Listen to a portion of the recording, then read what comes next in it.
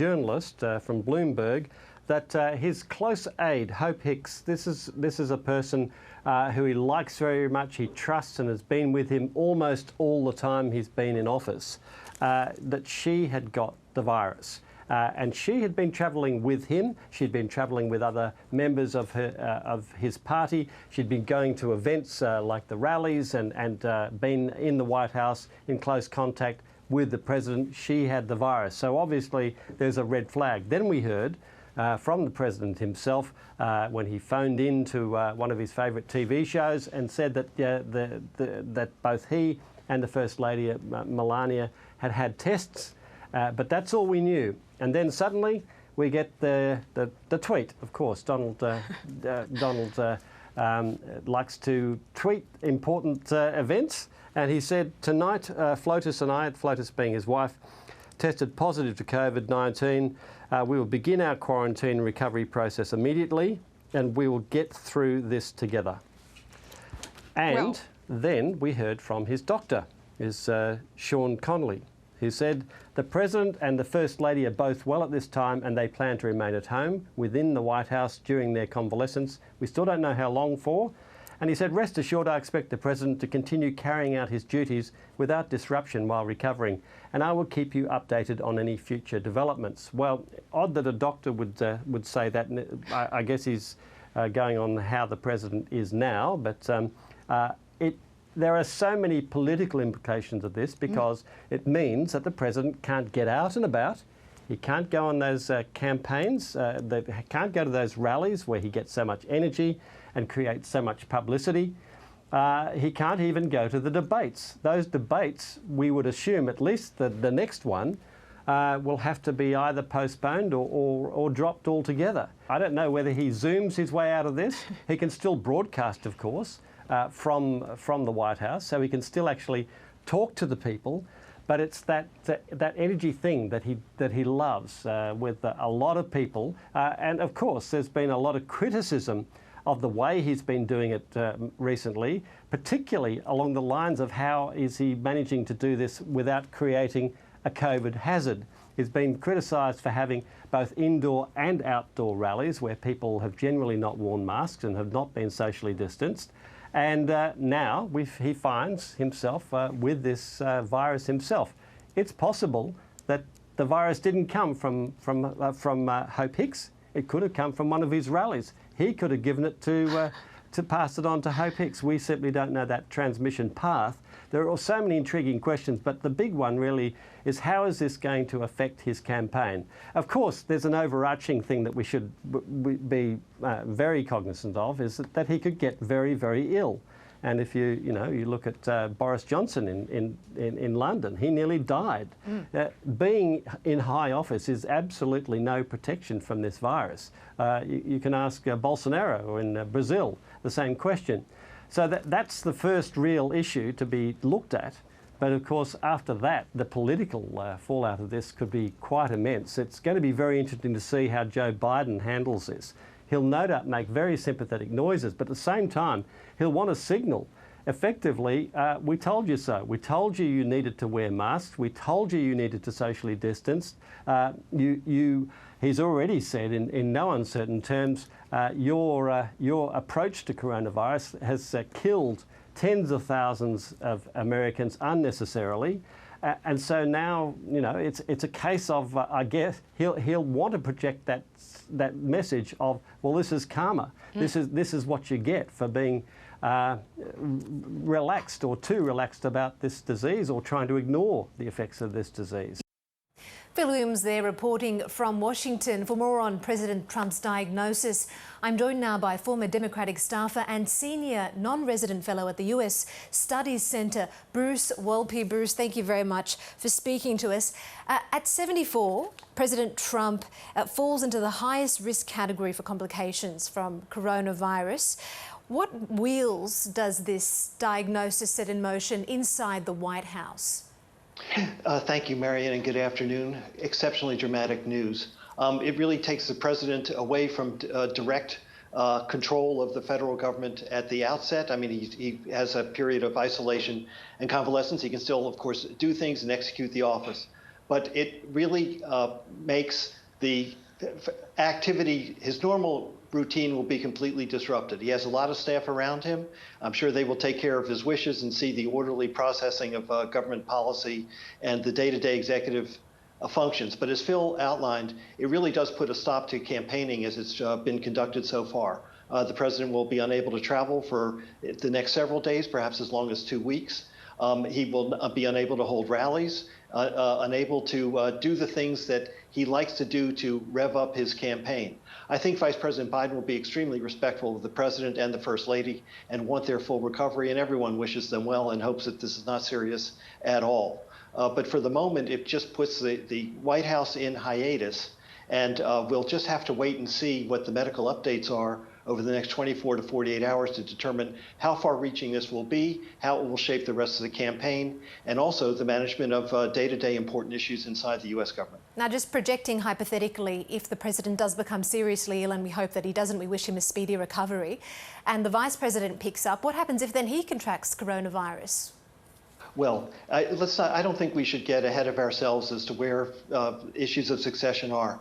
When past presidents have been shot, like Ronald Reagan, or faced hospital illnesses, or gone under anesthesia and surgical procedures, they have used the Presidential Succession Act and provisions under it to transfer authority to the vice president and then reclaim them when the president recovers and is feeling stronger. I'm sure that is in place and can be executed if needed.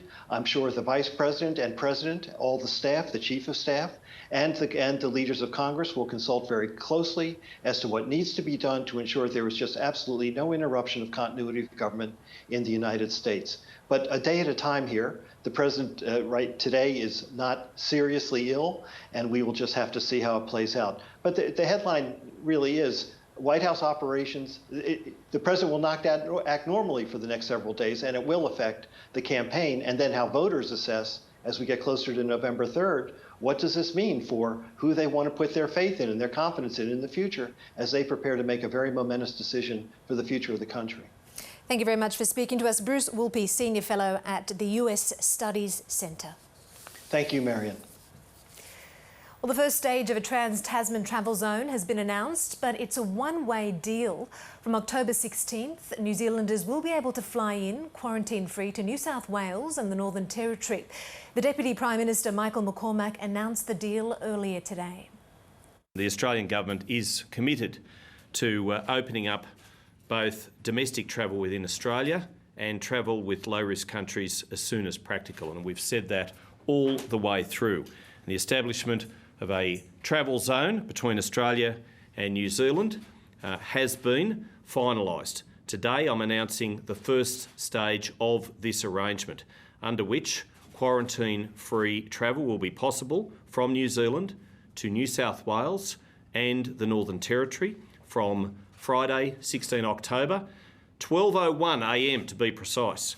This will allow New Zealanders and other residents in New Zealand who have not been in an area designated as a COVID-19 hotspot in New Zealand in the preceding 14 days to travel quarantine-free to Australia. So there's a 3-by-3 definition. It is 3 days with less than 3 cases. We're making sure that for those people, if they've been in New Zealand in that 14-day period, then they're welcome to come to the Northern Territory, welcome to come to New South Wales. And this is the first stage in what we hope to see as a trans-Tasman bubble between the two countries, not just that state and that territory. And I know that New South Wales, Premier Gladys Berejiklian, and I know that the Chief Minister in the Northern Territory, Michael Gunner, welcome this. Any state or territory that imposes travel restrictions consistent with the Commonwealth-based definition hotspot will be able to participate, and that's an important note. The Commonwealth hotspot definition has been developed by the Acting Chief Medical Officer, Professor Paul Kelly, and is robust and proportionate. And of course, everything that we've done right the way through, we've done on the best medical advice. Everything that we've done, we've heeded that advice, and we do so again today. Victorian Premier Daniel Andrews is pleading with the community to not become complacent about testing for COVID-19 with warmer weather expected all this weekend. Victoria has recorded 7 new cases of the virus and 2 deaths linked to aged care. Reporter Stephanie Ferrier has the details. There have been 7 new cases of coronavirus detected in Victoria. 1 of those is linked to a known outbreak, while the remaining 6 are still under investigation. Sadly, there have been 2 more deaths, a man and a woman aged in their 80s, both linked to aged care, which takes our toll from coronavirus in this state up to 802.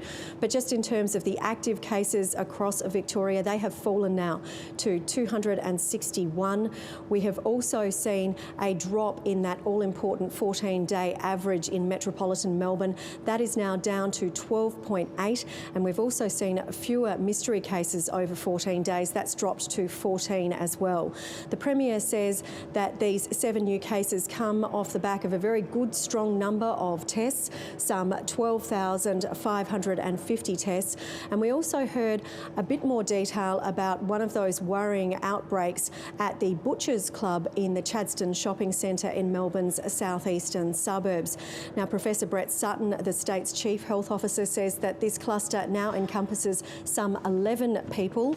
All the workers at the Butchers Club are now in quarantine, and a family in Frankston, some 38 kilometres away in Melbourne South, that's been linked to this outbreak, is also in isolation in supported accommodation.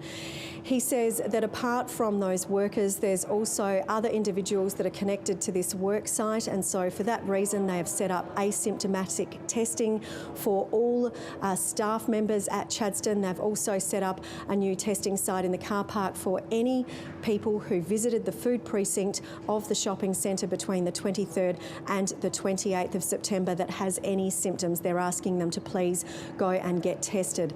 The Professor did not want to comment on a journalist's question about whether or not this could have been sparked when a cleaner went to work at Chadstone with symptoms.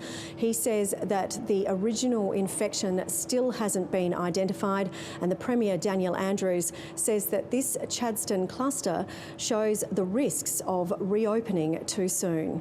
I just ask people who are frustrated and who would like to have their businesses open and would like to have a freedom of movement that's just not safe at the moment, just for a moment imagine what a normal Chadstone would have looked like with that sort of, if that scenario had played out when we had literally in the course of a day hundreds of thousands of people moving through that setting. It is not safe to open up now. We also heard details about the fact that 2 workers were working while infectious at the hotel quarantine program, a spotless worker and an agency worker. Obviously, we're not taking in international travellers at the moment into Melbourne, but accommodation is still available for people who catch the virus and who can't safely isolate at home. Now, those workers were amongst 9 people working at the hotel program who became infected. They were a police officer, a health department worker, 5 spotless workers, as well as 2 agency staff. Now, Professor Sutton says that 6 of those 9 workers had genomic sequencing, which showed that they did not pick up this infection at the hotels, and the remaining 3 were either in contact with known household contacts, known contacts, or an outbreak that had happened at an aged care facility. And he said that there had not been any further chains of transmission since that time. We also heard from Jill Hennessy, the Attorney General, who spoke about the complete revamp and resetting of this quarantine program. They will be very, very focused on a couple of very core and important issues. First and foremost, keeping Victorians safe and keeping our worksafe safe. So infection control procedures are absolutely critical. Having strong and accountable leadership in terms of the structures that we're now using to deliver emergency accommodation. Making sure that we've got proper oversight, audit and proper checks and balances. She says that contact tracing has been improved ahead of Victoria taking in international travellers again, and that's due to happen after that report from the independent inquiry into the hotel quarantine program comes down in early November. Before that time, Professor Brett Sutton says that we are still in with a very good chance of being able to hit that next major threshold.